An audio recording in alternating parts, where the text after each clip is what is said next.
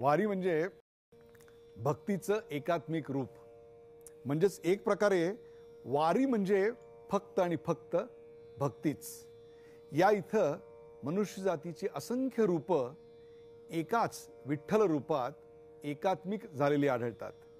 इथं निरेच्या पाण्याला तीर्थाचं स्थान प्राप्त होतं, तर चंद्रभागेच्या वाळवंटाला नंदनवनाचं रूप प्राप्त होतं.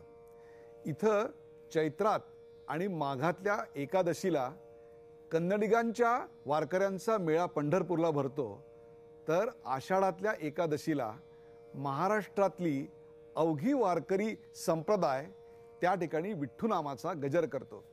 त्याच वेळेला विठ्ठुनामाच्या गजरात अवघी पंढरी दुमदुमून जाते. जणू काही भक्तीला उधाण येतं. या भक्तिरसात न्हाऊन जाताना अनेक संत संप्रदायांनी या विठुरायाचं आपापल्या परीनं वर्णन केलंय आणि संगीतकारांनी त्याला साज चढवलेले आहेत. एक प्रकारे आजचा हा कार्यक्रम याच विठुरायाच्या आध्यात्मिकतेची सांगीतिक मैफल किंवा संगीतातून त्याचं उलगडलेलं अध्यात्म असं स्वरूप आहे.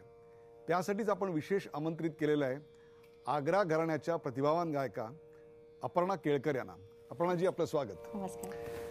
अपर्णाजी यांनी आपल्या संगीताचे प्राथमिक धडे पौर्णिमा तळवलकर करून, तर त्यानंतर CR व्यास यांचं विशेष मार्गदर्शन त्यांना लाभलं. त्यानंतर संगीताची तालीम श्रीराम शिंत्रे आणि डॉक्टर अरविंद थत्ते यांच्याकडून त्यांना मिळाली. आणि अलीकडच्या काळामध्ये मालिनी राजूरकर त्यांच्या गायकीवर आपल्या सिद्धहस्त गुरुत्वाचे काही पैलू पाडतायत. SNDT विद्यालय किंवा गंधर्व महाविद्यालय यांच्या परीक्षांमध्ये अव्वल स्थान प्राप्त करणाऱ्या या आग्रा घराण्याच्या अत्यंत प्रतिभावान अशा गायिकेचं अपर्णा केळकर यांचं पुन्हा एकदा स्वागत. अपर्णाजी, आपल्याकडे संत साहित्यामध्ये विठ्ठलाची अनेक रूपं सांगितलेली आहेत. त्या विठ्ठलाची पदं अनेक रचना लिहिल्या गेल्या. संगीतकारांनी त्याला संगीताचे साथ चढवले, गायकांनी त्या गायल्या, आपणही अनेकदा गाता. संगीतकारांनी सजवलेला, साहित्यामध्ये संतांनी लिहिलेला हा विठ्ठल इतकी वर्ष गाताना तुम्हाला कसा दिसतो? मला स्वतःला असं वाटतं की सर्व देवांची नावं वेगवेगळी असली तरी ईश्वर हा एकच आहे. विठ्ठल, पांडुरंग, ब्रह्मा, विष्णू, महेश, गणेश, सर्वजण देव एकच आहेत. आपण त्याला वेगवेगळी नावं देतो आणि त्या ईश्वर भक्तीची साधना करणं, त्याच्यात तन्मय होणं, एकरस होणं हे सगळ्यात महत्त्वाचं आहे. आणि अभंग गायन त्यामुळे मला सगळ्यात जास्ती अवघड वाटतं की जे अध्यात्माकडे जातं, तुम्हाला सगळं विसरून जाता यायला पाहिजे. तुमचा अहंभाव, कामक्रोध ह्या सगळ्या म्हणजे खूप पुढची पायरी आहे ही अभंग गायन ही, असं मला वाटतं. विठ्ठलाचं हे रूपच असं आहे की त्याच्याकडे पाहिल्यानंतर देहभान हरपून जातं, तहानभूक विसरली जाते. त्या विठ्ठलाचं वर्णन आपल्याकडे अनेक संतांनी केलेलं आहे. रूप पाहता लोचनी किंवा आणखीन अनेक अशा रचना आहेत. कुठली रचना आता या क्षणी सादर करावीशी वाटते? याच्यामध्ये जी पद्धत आहे त्याच्यामध्ये रूपाचा अभंग सगळ्यात पहिल्यांदा गायला जातो. सुंदर ते ध्यान, रूप पाहता लोचनी. तर त्याच्यातला रूप पाहता लोचनी हा अभंग मी सादर करते, ज्याची स्वररचना आहे पंडिता माणिक भिडे यांची. रूप पाहता लोचनी, रूप पाहता लोचनी, रूप पाहता लोचनी, रूप पाहता लोचनी. सुख झाले हो, सुख झाले हो, सुख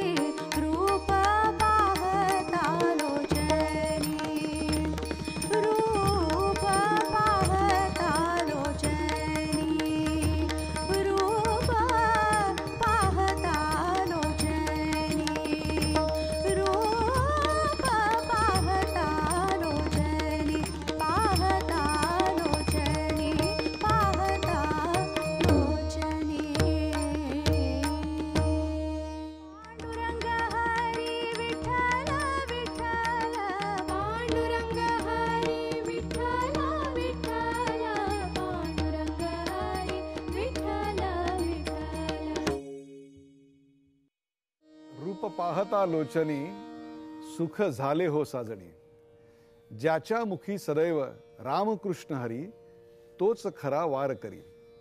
या वारकऱ्याला ओढ असते त्या पंढरीच्या विठोबाच्या दर्शनाची. आणि ही आर्तता इतकी जीवघेणी असते की त्याला दुसरं काहीही सुचत नाही. जे काही आहे ते फक्त आणि फक्त पंढरपुरातच.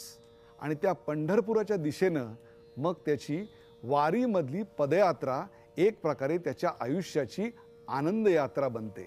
अशी ही भेटीची जी आस आहे ती जशी मराठीतल्या संतांना लागली, म्हणजे ज्यांनी मराठीमधून आपल्या साहित्यातून परमेश्वराचं वर्णन केलं, मग त्यात नामदेव आहेत, तुकाराम आहेत, माऊली आहेत, ज्ञानेश्वर माऊली आहे, तशीच या विठ्ठलाच्या रूपाची मोहिनी ही इतर भाषिकांमधल्या संतांनाही पडली. त्यातलं एक उत्तम उदाहरण म्हणजे कबीर.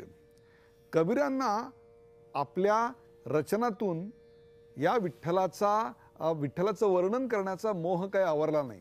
आणि कबीरांनी आपल्या रचनेमधून हा विठ्ठल कसा साकारलाय हे तुमच्याकडून ऐकणं हा एक विलक्षण अनुभव असणार आहे. मी याचे शब्द मुद्दामून सांगते. ठाडे भीट पर निकट कटी पर कर पीतांबरधारी शंख चक्र दो हाथ बिराजे गोवर्धन गिरिधारी. वाह वाह.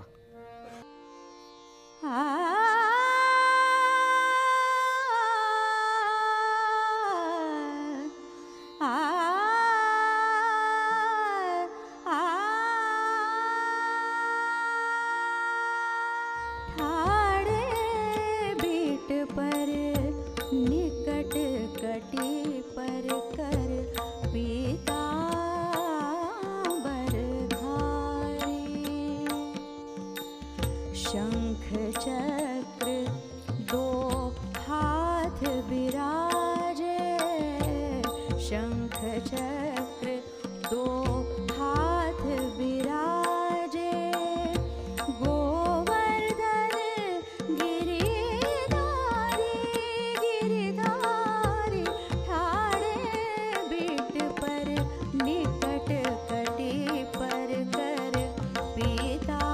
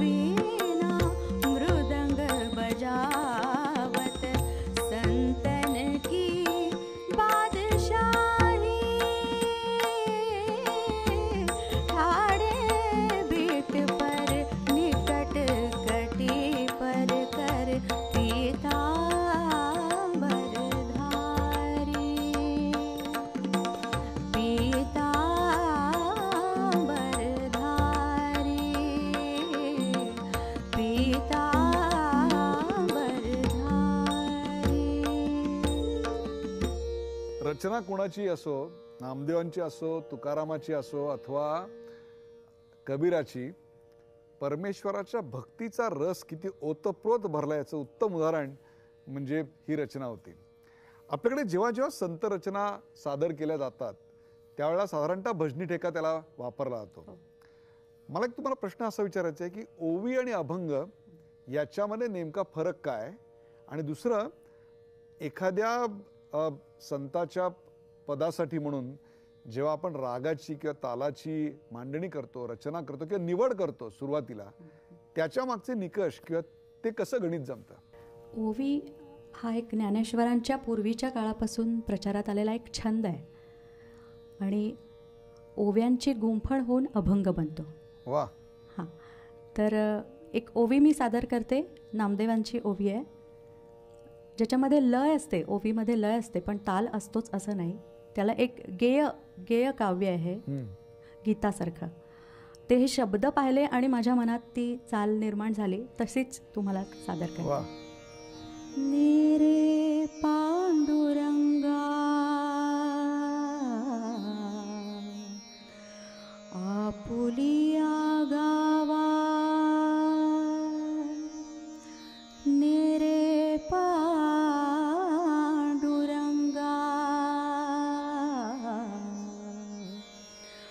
आपुलिया गावा, तू माझा विसावा जीव लगा, नामा म्हणे विठो झालो कासा विस, पुरवी माझी आस माय बापा, माय बापा,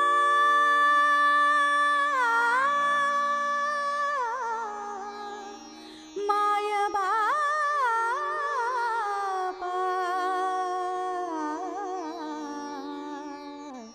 माय बापा.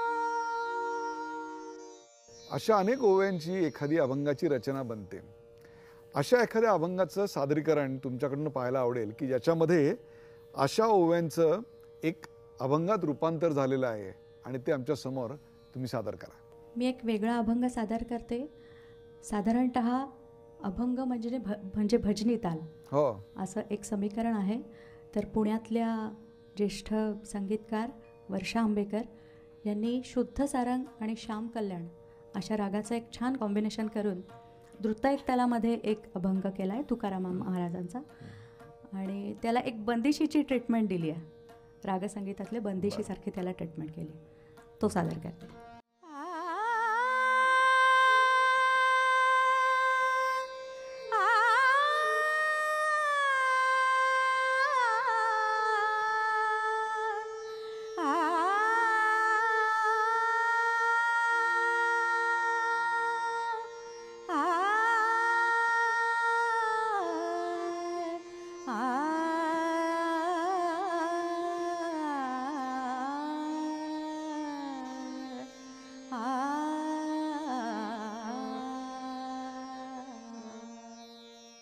विठ्ठल हो माझी माय, आम्हा सुखा उणे काय. विठ्ठल हो माझी माय, विठ्ठल.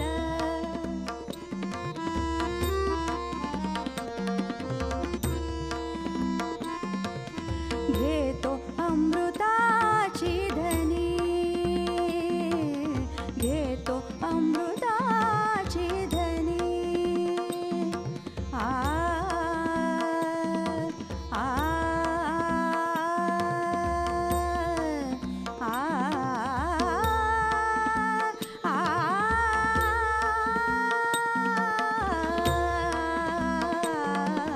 घेतो अमृताची धनी. प्रेम ओसंडले स्तनी,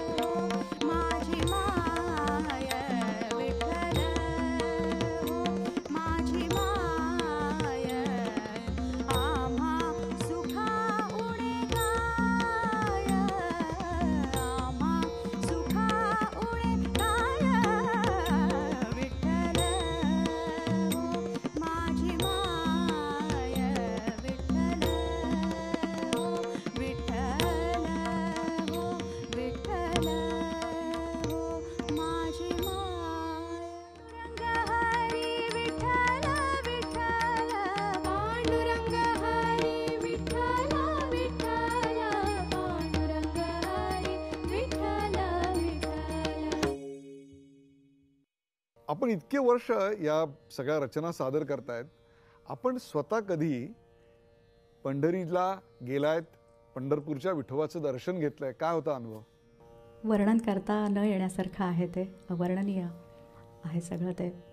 ते मला वाटतं ते अनुभवण्याची गोष्ट आहे. वा, सांगता म्हणजे जसं एखादी ओवी अनुभवावी तैसे दर्शनाची आस अनुभवावी, अशी ती अवस्था आहे. आपल्याकडे या संतांच्या साहित्य रचनांना अनेक प्रतिभावान संगीतकारांनी आपल्या प्रतिभेनं साथ चढवलेत. त्याच्यामध्ये पंडित जितेंद्र अभिषेकी आहेत, हृदयनाथ मंगेशकर आहेत, श्रीनिवास खळे आहेत. यांच्या सर्वांचं एक वैशिष्ट्य काय सांगाल आपण? काय जाणवतं आपल्याला? मला वाटतं त्या अभंगामध्ये काय भाव आहे तो पोचवता आला, की ती चाल साधी असो अवघड असो, तो भाव पोचवणं हेच या सगळ्या ज्येष्ठ कलावंतांनी केलेलं आहे, संगीतकारांनी केलेलं आहे. मला असं वाटतं तो भाव ज्या आर्ततेनं त्या साहित्यामध्ये लिहिला गेला, तितक्याच आर्ततेनं त्या संगीतकारांनी आणि गायकांनी तो शतकानुशतकं आपल्याकडे पोचवला. तशीच आर्तता असणारी, किंबहुना सगळ्या रंगांचा एक रंग ज्याच्या चरणाशी होतो, असा एक अभंग आपण सादर करावा. त्याच्यापूर्वी मी जनाबाईंचा एक अभंगाची चाल ना, 2 ओळी सादर करते. ओके. जनाबाईंचा अभंग आहे. शब्द असे: देव देखिला देखिला नामे ओळखुनी ठेविला. किरवाणी हा राग कर्नाटक संगीतातनं आपल्याकडे आलाय, त्याच्यामध्ये हा बांधला गेलाय. थोडं सादर कर.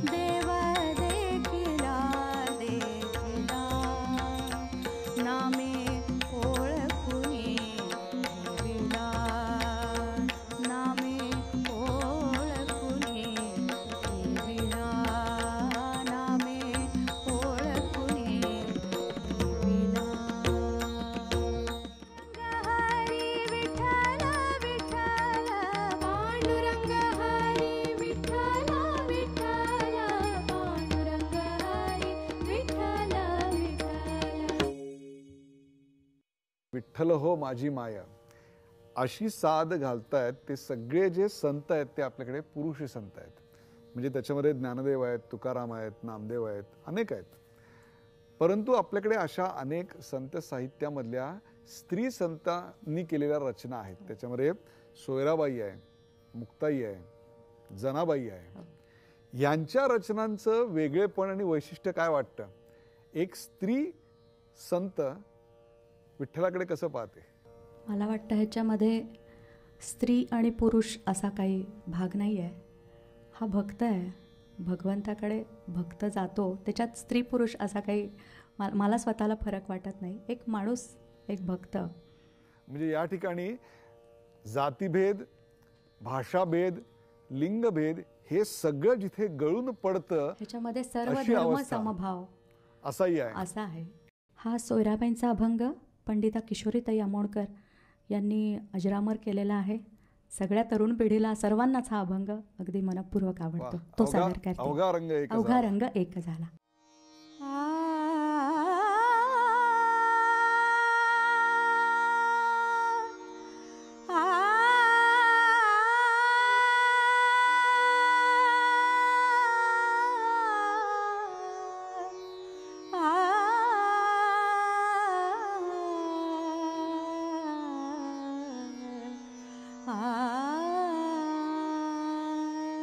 अवघा रंग एक झाला.